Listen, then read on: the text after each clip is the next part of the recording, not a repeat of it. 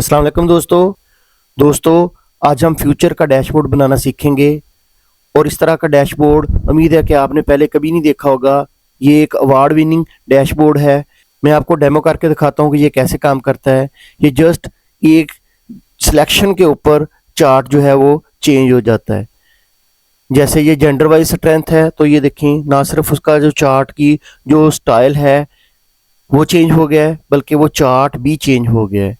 Role wise है, इसी तरह एम्प्लॉय टाइप वाइज है। ये देखें, चार्ट की टाइप भी चेंज हो रही है और चार्ट भी चेंज हो रहे हैं। ये हमने कैसे बनाया है, तो चलिए अपनी प्रैक्टिस फाइल के ऊपर चलते हैं और इसको देखते हैं हमने कैसे इसको परफॉर्म किया है।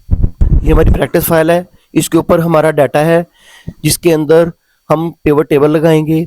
पिवट टेबल लगाने के लिए ज़रूरी है कि इसके अंदर कोई भी कॉलम या हेडिंग का कोई भी सेल जो है वो ब्लैंक नहीं होना चाहिए, वरना हेडिंग के अगर सेल ब्लैंक होंगे तो वो उसको प्रॉपरली फैच नहीं कर सकेगा। हम डाटे के ऊपर किसी भी जगह पे क्लिक करेंगे और इंसर्ट टैब के अंदर जाकर पिवट टेबल क्रिएट करेंगे। हमारी एक विंडो ओपन होगी, पिवट टेबल फ्रॉम टेबल और रेंज। यहाँ पे मैं एक एग्जिस्टिंग वर्कशीट या न्यू वर्कशीट, जो रिकमेंडेड है वो न्यू वर्कशीट है कि मेरा जो समरी होगी, पिवट टेबल होगा, वो एक नई शीट के ऊपर बने। तो मैं एक न्यू वर्कशीट को ही सिलेक्ट रहने देता हूँ और इसको ओके कर देता हूँ। यहाँ पे हमारी एक पिवट टेबल की विंडो आ गई है। इसके अंदर हम देखते हैं कि हम इसके अंदर कैसे डाटे को लेके आ सकते हैं। इसके साथ जैसे ही पिवट टेबल बनता है तो एक पिवट टेबल की फील्ड्स की एक विंडो आ जाती है, जिसके ऊपर ये वाला जो पोर्शन है फिल्टर, यानी कि हमने अगर डाटे को किसी खास हेडिंग के जरिए फिल्टर करना हो तो नीचे जो तमाम रोज और कॉलम्स होंगे उनमें वो डाटा फिल्टर होकर आ जाएगा। यहाँ से हम फिल्टर करेंगे तो तमाम वैल्यूज भी फिल्टर हो जाएंगी। ये रोज है, अगर रो वाइज हमने डाटा रखना है, जैसे मिसाल के तौर पर मैं स्ट्रेंथ लेता हूँ, यूनिट वाइज स्ट्रेंथ ली, इसको रोज में रखा, तो ये देखें वो तमाम डिपार्टमेंट्स की डिटेल आ गई है। अब जो मैं एम्प्लॉइज़ के कोड होंगे उनको मैं वैल्यूज़ में इधर ड्रॉप कर दूंगा तो वो एम्प्लॉइज़ की डिटेल आ जाएगी। इसको अगर मैं राइट क्लिक करके इसको मैं इसकी फील्ड सेटिंग को भी चेंज करना चाहूँ, वैल्यू की फील्ड सेटिंग को चेंज करना चाहूँ, यानी मैं सम लेना चाहता हूँ, इस फील्ड का काउंट करना चाहता हूँ, एवरेज लेना चाहता हूँ। एम्प्लॉइज़ चूँकि काउंट किए जाते हैं इसलिए मैं काउंट सेलेक्ट करूँगा और इसको ओके कर दूंगा, तो ये काउंट वाइज आ जाएगा एम्प्लॉय की डिटेल। इसी तरह मैं और भी डैशबोर्ड के लिए डाटे को इधर पहले बना लेता हूँ, उसके बाद फिर मैं डैशबोर्ड बनाऊंगा। फिर मैं दोबारा अपने डाटे के अंदर जाऊंगा और एक और पिवट टेबल इंसर्ट करूंगा। इस तरह दूसरा, तीसरा, चौथा पिवट टेबल बनाऊंगा। या मैं दूसरा तरीका ये है कि मैं अपने पिवट टेबल जो बना हुआ है इसको मैं कॉपी करूँ और उसके आगे किसी जगह पे जाके पेस्ट कर दूं और इसके अंदर जाके फिर मैं चेंजेस कर लूँ। अब मुझे एज वाइज चाहिए या एम्प्लॉय टाइप वाइज चाहिए, वो मैं क्या करूँगा, ये जो यूनिट है ये चूँकि रोज में आ रहा है, इसको मैं पिक एंड ड्रैग कर दूंगा किसी भी एक्सेल शीट के ऊपर या वापस उसको इधर ड्रॉप कर दूंगा तो वो इधर से रिमूव हो जाएगा। अब मैंने क्या करना है, एम्प्लॉय टाइप वाइज जो है वो रो वाइज रख देना है डाटा। तो ये देखें एग्जैक्टिव और नॉन एग्जैक्टिव की जो डिटेल आ गई है। अगर मैं इसी डिटेल को कॉलम में रखूंगा तो वो कॉलम वाइज मेरे पास स्ट्रेंथ आ जाएगी। मैं इसको रो वाइज रखता हूँ तो ये रो वाइज जो है एग्जैक्टिव और नॉन एग्जैक्टिव की एम्प्लॉय टाइप वाइज स्ट्रेंथ मेरे पास आ गई है। फिर मैं इस डाटे को कॉपी करूंगा और इसको इधर पेस्ट करूंगा और अब की बार मैं एज के जो ग्रुप्स है वो मैं बना लूंगा। मैंने क्या करना है, एम्प्लॉय जो है इसको अनचेक करूंगा तभी इधर से रिमूव हो जाएगा। एज को क्लिक किया तो ये एज की डिटेल इसके ऊपर आ गई है। अब मैंने इसके ग्रुप्स बनाने हैं। ग्रुप बनाने के लिए मैं क्या करूंगा, इधर वैल्यू के अंदर मैं राइट क्लिक करूंगा और ये ग्रुप वाली जो ऑप्शन होगी इसको मैं क्लिक करूंगा। ये एक विंडो ओपन होगी ग्रुपिंग की, इसके ऊपर स्टार्ट एट यानी किस वैल्यू से स्टार्ट हो रहा है और किस वैल्यू तक एंड हो रहा है, और बाय यानी कि कितने कितने उसके अंदर इंटरवल डालने हैं। तो मैं इसके अंदर 10 ही रहने देता हूँ और उसको ओके कर देता हूँ। तो ये देखें 18 से 27 साल 10 साल का जो है पोर्शन, उसके अंदर जितने एम्प्लॉइज़ हैं उनकी डिटेल आ गई है। 28 से 37 साल और 38 से 47 साल, इस तरह सो ऑन, ये सारा डाटा हमारा फैच होके आ गया। अब मैं इसको दोबारा कॉपी करूँगा और एक और चार्ट बनाऊँगा। इधर मैंने चार्ट को इंसर्ट कर दिया। अब मैं ये एज वाला जो है इसको अनचेक कर दूंगा और यहाँ पे मैं जेंडर वाइज डाटा ले लेता हूँ। मेल फीमेल का डाटा आ गया है। अब मैंने इनके ऊपर जो है अपने चार्ट्स बनाने हैं। सबसे पहले मैं इसको बार चार्ट में कन्वर्ट कर लेता हूँ। इंसर्ट टैब के अंदर जाऊंगा और ये वाले चार्ट्स जो हैं इनको क्लिक करके ये जो चार्ट्स हैं इनको मैंने इंसर्ट कर लिया। इसके ऊपर मैं चेंजेस भी कर सकता हूँ, इसके नाम चेंज कर सकता हूँ। जैसे इसका नाम अगर है डिपार्टमेंट वाइज है तो मैं डिपार्टमेंट लिख देता हूँ इधर। उसके बाद मैं अगला लूँगा एम्प्लॉय टाइप वाइज डाटा को लूँगा, इसको सिलेक्ट करूँगा, इसको मैं पाई चार्ट में कन्वर्ट कर देता हूँ। इधर से मैंने पाई चार्ट की ऑप्शन को सिलेक्ट किया और ये वाली जो है 3D पाई चार्ट इसको ले लिया और इसको मैं इधर नीचे रख देता हूँ। अब इसके ऊपर मैंने ऐड डाटा लेबल्स कर दिए और ये टोटल जो है अगर मुझे चाहिए तो ठीक है, अगर वरना इसके ऊपर मैं टाइप वाइज लिख देता हूँ क्योंकि ये जो चार्ट है वो एम्प्लॉय टाइप वाइज है। इसके भी जो है डाटा लेबल्स लगा देते हैं, ऐड डाटा लेबल्स कर दिए और ये जो ग्रिड लाइंस है इसको मैं रिमूव कर देता हूँ। अब मैं इस बार को क्लिक करूँगा और राइट क्लिक करके फॉर्मेट सीरीज के अंदर जाऊँगा और यहाँ से जो फिल होगा उसको क्लिक करूँगा, फिल वाले ऑप्शन को क्लिक करूँगा और यहाँ से वेरी कलर्स इसको मैं सिलेक्ट करूँगा तो उसके जो है वो कलरफुल डिज़ाइन के अंदर वो उसको कन्वर्ट कर देगा चार्ट्स को। ये वाले ऑप्शन मुझे नहीं चाहिए, इसको मैं क्लिक करके रिमूव कर दूंगा तो ये चार्ट ज़्यादा विजिबल हो जाएगा। ये हेडिंग्स जो हैं वो फील्ड्स, ये फील्ड्स जो मुझे नहीं चाहिए इनको मैं राइट क्लिक करके हाइड ऑल फील्ड्स कर दूंगा। इसी तरह इसके ऊपर भी मैं हाइड ऑल फील्ड्स कर देता हूँ। अब ये चार्ट्स मेरे 2 बन गए हैं। अब तीसरा चार्ट मैं बनाऊंगा। एज वाले चार्ट को मैं सिलेक्ट करूंगा और इसको भी मैं बार चार्ट के अंदर कन्वर्ट कर लेता हूँ।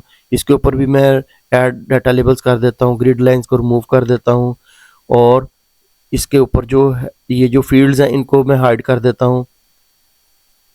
अब उसके बाद आखिरी जो चार्ट है मेल फीमेल का, इसको मैं डोनट चार्ट में कन्वर्ट करता हूँ। इंसर्ट किया, पाई चार्ट को सिलेक्ट किया और डोनट चार्ट वाला ये पोर्शन सिलेक्ट किया। ये मुझे पोर्शन नहीं चाहिए, इसको रिमूव कर दिया, हाइड फील्ड्स कर दिए और इसके ऊपर राइट क्लिक करके ऐड डाटा लेबल्स कर दिए।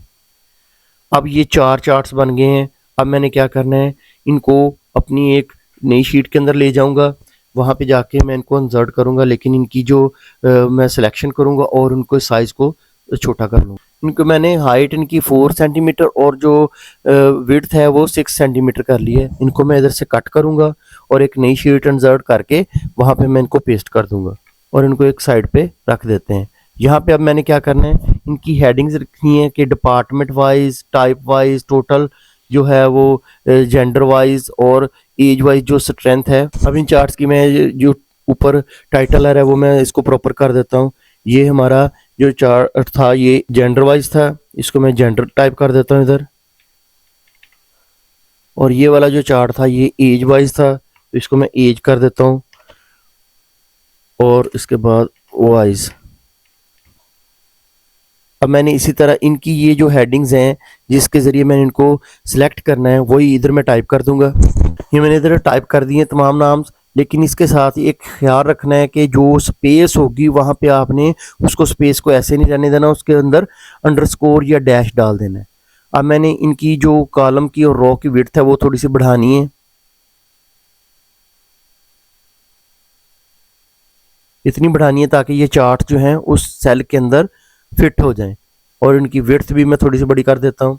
अब मैंने तमाम चार्ट जो हैं 1 बाय 1 उस नाम के आगे ड्रॉप करते जाना है। ये जैसे डिपार्टमेंट वाइज है तो ये डिपार्टमेंट वाइज है हमारा चार्ट, तो इसको मैं क्लिक करूँगा और ऊपर तक ले जाऊँगा जहाँ पे मेरा डिपार्टमेंट लिखा हो और इसको इधर साइड पे रख देते हैं। और अब मैंने आल्ट प्रेस करके इस कोने के अंदर, ये जो टॉप कॉर्नर है इस कोने के अंदर ड्रॉप कर देना ताकि ये उसके अंदर फिट हो जाए।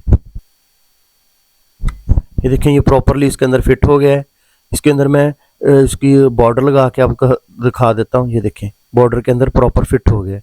बाकियों के भी बॉर्डर लगा देते हैं ताकि हमें पता चले कि ये चार्ट प्रॉपरली फिट हो गए। अब टाइप वाइज जो है वो मैं लेके आता हूँ चार्ट, इधर मैंने चार्ट लेके आया और इसी तरह आल्ट प्रेस करूँगा, आल्ट का बटन, और ड्रैग एंड ड्रॉप कर दूंगा इस कॉर्नर तक। दूसरा चार्ट भी इसके अंदर फिट हो गया। अब तीसरा चार्ट लेके आऊंगा। तीसरा चार्ट जेंडर वाइज है, इसको मैं इधर सिलेक्ट करूंगा और आल्ट प्रेस करके इधर ड्रॉप कर दूंगा। और अब लास्ट चार्ट की बारी है। मैंने तमाम चार्ट्स इसके अंदर ड्रॉप कर दिए। अब इनकी जो सिलेक्शन है, जो चार्ट्स की विड्थ है, उसके मुताबिक मैं अपने सेल को कर दूंगा।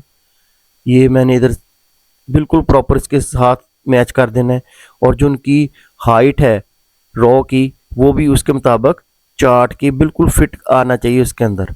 ये चार्ट फिट हो गया इसके अंदर। अब ये वाली जो हमारी हेडिंग्स हैं, इनको मैं सेंट्रलाइज कर देता हूँ।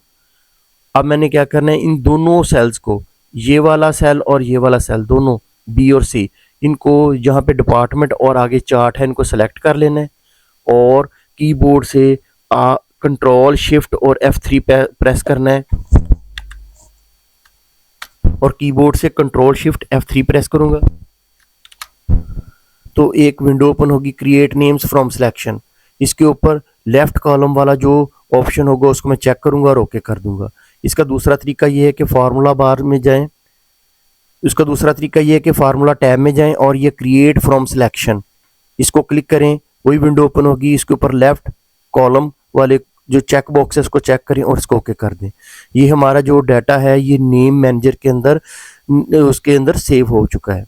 अब हमने एक ड्रॉप डाउन लिस्ट बनानी है। इधर मैं ड्रॉप डाउन लिस्ट बना लेता हूँ। मैं डाटा वैलिडेशन के अंदर जाऊँगा, यहाँ से डाटा वैलिडेशन को सिलेक्ट करूँगा, और ये डाटा वैलिडेशन को सिलेक्ट किया, और लिस्ट के सिलेक्शन के बाद सोर्स को सिलेक्ट करूँगा। तो सोर्स मैं ये वाला ले लेता हूँ, इसको मैं ओके करूँगा तो यहाँ पे हमारी ड्रॉप डाउन लिस्ट बन गई है। इसको मैं थोड़ा सा फॉर्मेट कर लेता हूँ।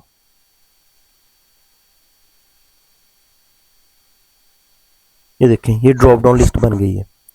अब मैंने क्या करना है कि इसी जो ड्रॉप डाउन लिस्ट है इसको सिलेक्ट करना है, और कीबोर्ड से कंट्रोल F3 प्रेस करूंगा। अब कंट्रोल शिफ्ट F3 नहीं प्रेस करूंगा, अकेला कंट्रोल F3 प्रेस करूंगा तो नेम मैनेजर दोबारा ओपन हो जाएगा हमारे पास सामने। और यहाँ पे अब हम एक न्यू विंडो क्रिएट करेंगे। तो यहाँ पे मैं अब न्यू एक फील्ड, अब मैंने एक न्यू नेम की जो विंडो है वो मैंने क्रिएट करनी है। तो मैं न्यू को क्लिक करूंगा तो एक न्यू नेम की विंडो ओपन हो जाएगी। यहाँ पे इसका मैं कोई भी नाम मेन रख देता हूँ, और ये जो सोर्स लिखा हुआ है रेफर्स टू, इसके पहले मैं वर्ड इनडायरेक्ट लिखूंगा।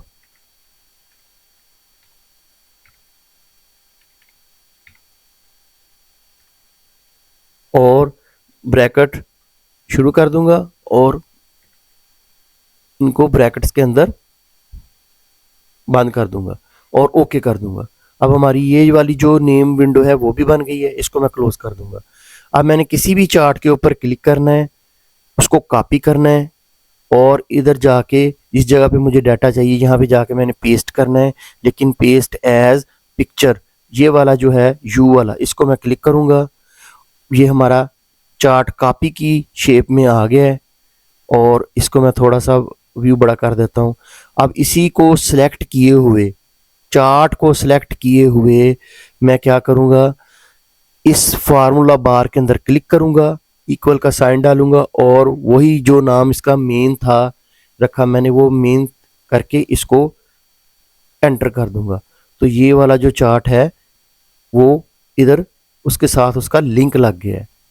इनडायरेक्ट जो होता है वो जो फार्मूला के अंदर जो असल में सिलेक्शन की होती है, असल में जो उसका पाथ दिया होता है, उस डाटे को फैच करता है। जैसे इस डिपार्टमेंट के अगेंस्ट ये वाला जो डिपार्टमेंट का चार्ट है वो फैच करना है, उसने ढूंढना है। लिहाजा टाइप वाइज है तो टाइप वाइज के आगे जो चार्ट होगा वो उसको इनडायरेक्टली उसको फाइंड करेगा और हमें उसको शो करेगा। अब मैं जैसे ही इसके ऊपर क्लिक करता हूँ डिपार्टमेंट वाइज, तो ये देखें डिपार्टमेंट वाइज चार्ट्स आ गए हैं। जेंडर वाइज किया तो जेंडर वाइज चार्ट्स आ गए हैं, और इसी तरह एज वाइज किया तो एज वाइज चार्ट्स आ गए हैं। और इसको आप प्रॉपर इसको अलाइन कर सकते हैं और एक डैशबोर्ड की शेप बनाकर उसके अंदर प्रेजेंट कर सकते हैं। तो ये बहुत ही डैशिंग सा डैशबोर्ड बनेगा। उम्मीद है कि आपको मेरी वीडियो पसंद आई होगी। इसको लाइक कीजिएगा, शेयर कीजिएगा और सब्सक्राइब कीजिएगा। खुदा हाफिज़।